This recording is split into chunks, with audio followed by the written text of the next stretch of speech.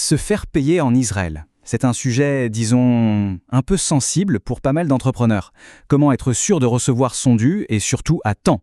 C'est un vrai parcours du combattant pour certains, mais la bonne nouvelle, c'est qu'il existe des stratégies très claires pour s'en sortir. Alors, cette fameuse question, comment on se fait payer en Israël? Si elle résonne, eh bien il faut savoir que c'est le lot de beaucoup de professionnels. Disons-le franchement, le respect des délais de paiement, ce n'est pas toujours la qualité première du paysage des affaires ici.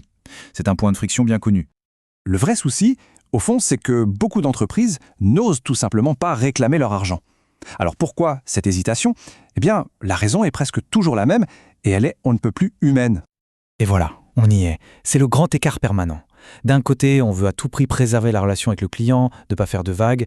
De l'autre, il y a une entreprise à faire tourner, des charges à payer. Bref, c'est cet équilibre super fragile qui, bien souvent, paralyse et pousse à ne rien faire. Mais attention, ne rien faire, ce n'est pas une stratégie, c'est un risque énorme.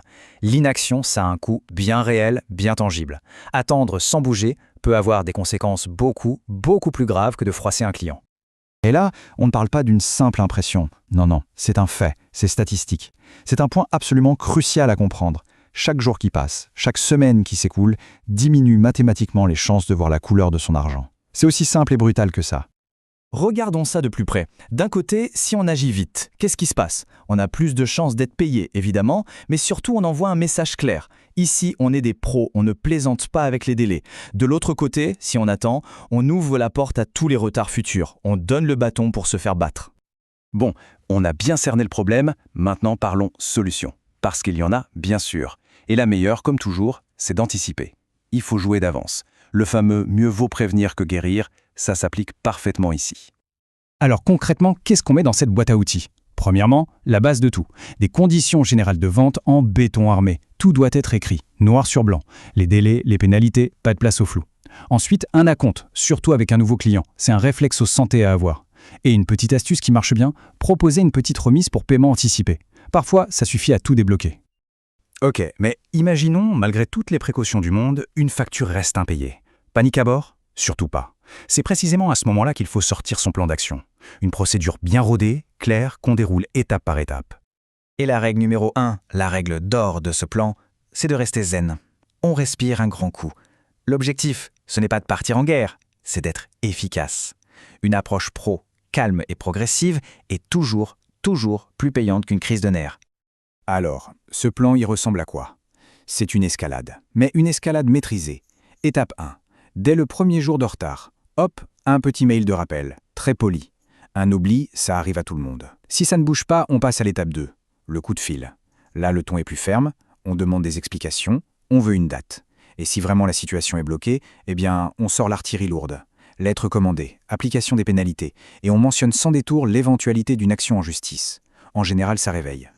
Maintenant, cas de figure différent. Un client qui est systématiquement en retard. Là, il faut changer de casquette et enfiler celle de l'enquêteur. Il faut creuser un peu, essayer de comprendre ce qui se passe vraiment. En gros, il y a 3 types de raisons. Il peut y avoir une simple erreur administrative, la facture qui s'est perdue.